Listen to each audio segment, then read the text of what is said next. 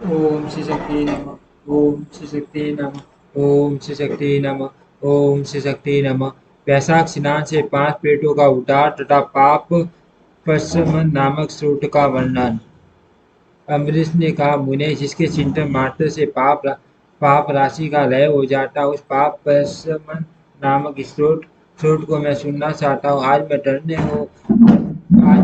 मैं धन्य हूँ, अनुग्रहित हूँ। आपने मुझे उस शुभ विधि का श्रवण कराया जिसके सुनने मात्र से पापों का क्षय हो जाता है। वैशाख मास में जो भगवान केशव के कल्याण में नामों का कीर्तन किया जाता है, उसी को मैं संसार में सबसे बड़ा पुण्य, पवित्र, मनोरम तथा एकमात्र सकट से ही सुलभ होने वाला शुभ कर्म मानता हूँ। और जो लोग भादव मास में भगवान मधुसूदन के नामों का स्मरण करते हैं, वे धन्य हैं। अर्थ, यदि आप उचित समझे तो मुझे पुण्य माधव मास की पवित्र कथा सुनाइए। सूची कहते हैं, राजाओं में श्रेष्ठ हरिभक्त अम्बरीश का वचन सुनकर नारद मुनि को बड़ी प्रसन्नता हुई। यद्यपि वे वैशाख स्नान के लिए जाने को उत्कंठित थे, तथापि सत्संग में आनंद आने के कारण रुक गए और राजा से बोले। नारद जी ने कहा, महिपाल, मुझे ऐसा जान पड़ता है कि यदि दो व्यक्तियों में परस्पर भगवत कथा संबंधी से वार्तालाप छिड़ जाए तो वह अत्यंत विशुद्ध अंतःकरण को युद्ध करने वाला होता है।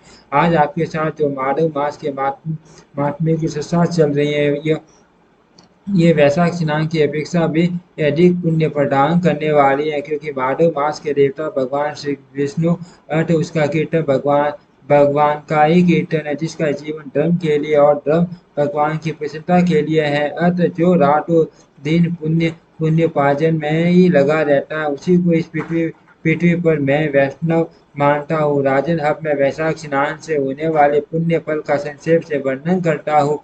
विस्तार के साथ सारा वर्णन तो मेरे पिता ब्रह्मा जी भी नहीं कर सकते। वैशाख में डुबकी लगाने ने मात्र से समस्त समस्त पाप छूट जाते हैं। पूर्व काल की बात है, कोई मुनिवर तीर्थ यात्रा के प्रसंग से सब घूम रहे थे। उनका नाम था मुनि शर्मा। वे बड़े धर्मात्मा, सत्यवादी,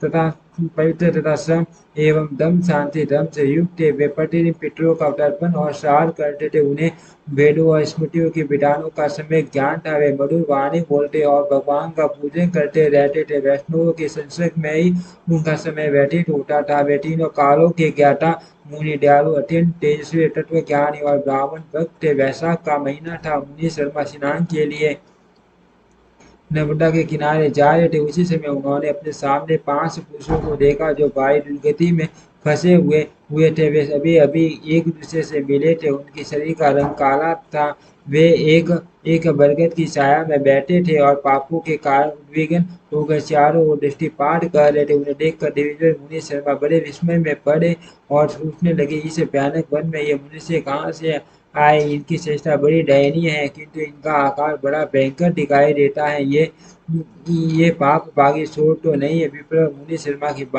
बुद्धि बड़ी स्थिर थी। वे ज्यों ही इस प्रकार विचार करने लगे, उसी समय उपर्युक्त 500 पुरुष उनके पास आए और हाथ जोड़कर मुनि शर्मा से बोले बोले उन पुरुषों ने कहा, विप्र, हमें आप कल्याण में पुरुषोत्तम जान पड़ते हैं। हम दुखी जीव हैं। अपना दुख विचार कर आपको बताना चाहते हैं।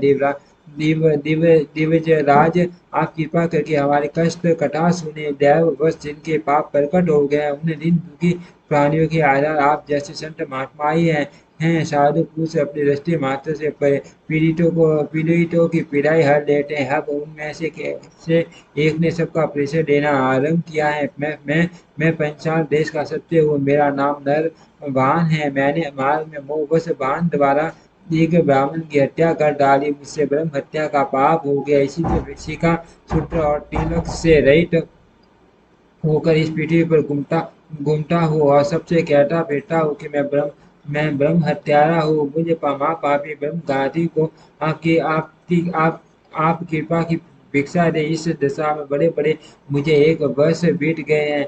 इस दशा में बड़े बड़े मुझे 1 वर्ष बीत गया है। मैं पाप से जल रहा हूँ। मेरा सिर शोक से व्याकुल व्याकुल व्याकुल है, तथा ये जो सामने दिखाई देते हैं, इनका नाम चंद्रमा है। ये जाति के ब्राह्मण है। इन्होंने मोह से मलिन होकर गुरु का वध किया है।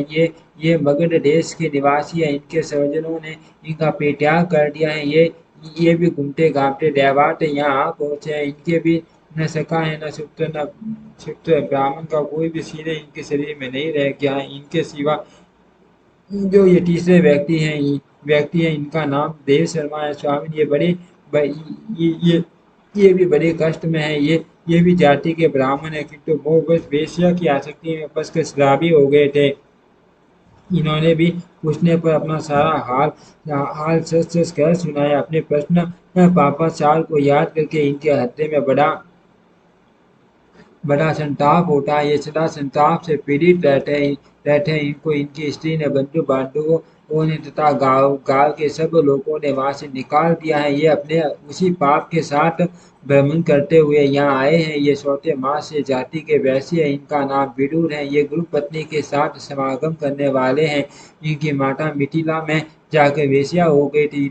इन्होंने मोहवश 3 महीनों तक उसी का उपभोग किया, परंतु जब असली बात का पता लगा तो बहुत दुखी होकर पृथ्वी पर विचरते हुए ये भी यहाँ पहुंचे। हम ऐसे ये जो पांचवें दिखाई दे रहे हैं, ये भी वैसे ही है। इनका नाम नंद है। ये पापियों का संशय करने वाले माँ पापी है। इन्होंने प्रतिदिन धन के लालच में पड़कर बहुत चोरी की है। पाठकों से आक्रांत हो जाने पर इन्हें सज्जनों ने त्याग दिया है। तब ये स्वयं भी खिन्न होकर दैवत यहाँ आ पहुंचे हैं। इस प्रकार हम 500 माँ पापी एक स्थान पर जुट गए हैं। हम सब के सब दुखों से घिरे हुए हैं।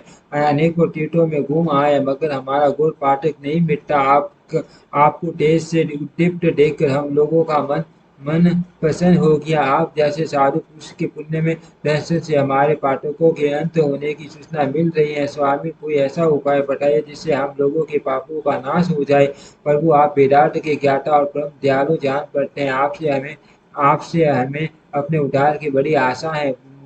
मुनि शर्मा ने कहा आप लोगों ने अज्ञानवश पाप किया, किंतु इसके लिए आपके हृदय में अनुताप है तथा आप सबके सब सत्य बोल रहे हो। इसका कारण आपके ऊपर अनुग्रह करना मेरा कर्तव्य है। मैं अपनी भुजा ऊपर उठाकर कहता हूँ, मेरी मेरी सत्य बातें सुनो। पूर्व काल में जब मुनियों का समुदाय एकत्रित हुआ था, उस समय मैंने महर्षि अंगिरा के मुख से जो कुछ सुना था वही वेद शास्त्रों में भी देखा। वह सबके लिए विश्वास करने योग्य है। मेरी आराधना से संतुष्ट हुए स्वयं भगवान विष्णु ने भी पहले ऐसी ही बात बताई थी। वह इस प्रकार है, भोजन से बढ़कर दूसरा कोई तृप्ति का साधन नहीं है। पिता से बढ़कर कोई गुरु नहीं है। ब्राह्मण से उत्तम दूसरा कोई पात्र नहीं है तथा भगवान विष्णु से श्रेष्ठ दूसरा कोई देवता नहीं है।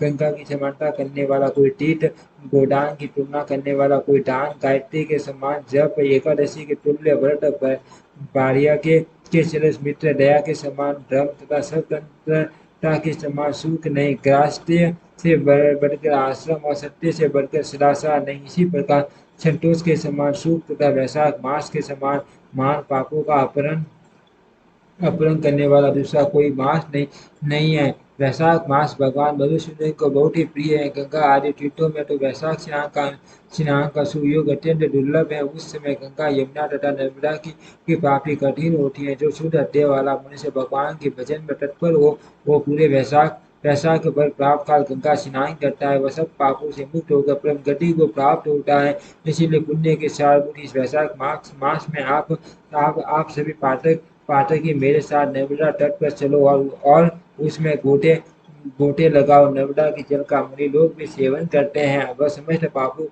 पापों के भय का नाश करने वाला है।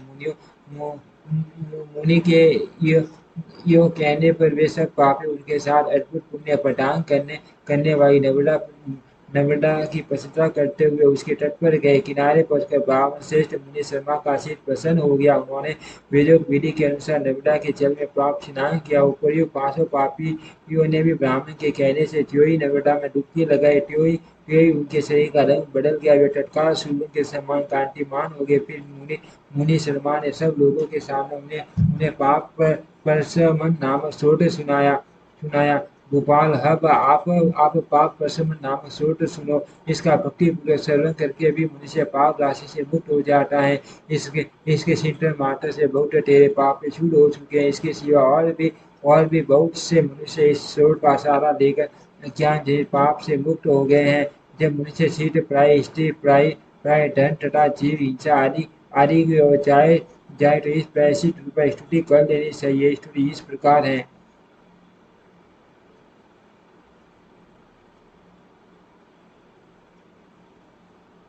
संपूर्ण विश्व में व्यापक भगवान श्री विष्णु को सबका नमस्कार है। विष्णु को बारंबार प्रणाम है। मैं अपने शीत में विराजमान विष्णु को नमस्कार करता हूँ। अपने अपने अहंकार में व्याप्त शरीर को मस्तक झुकाता हूँ। श्री विष्णु शीत में विराजमान ईश्वर मन और इंद्रियों के शासक अव्यक्त अनंत अपराधी सबके द्वारा स्तवन करने योग्य तथा आदि अंत से रहित है। ऐसे शरीर को मैं नित्य निरंतर प्रणाम करता हूँ। जो विष्णु मेरे मेरे शीत में विराजमान है, जो विष्णु मेरी बुद्धि में स्थित है, जो विष्णु मेरे अहंकार में व्याप्त है तथा जो विष्णु सदा मेरे स्वरूप में स्थित है, वही करता होकर सब कुछ करते हैं। उन विष्णु भगवान का चिंतन करने पर सरासर प्राणियों को सारा पाप नष्ट हो जाता है।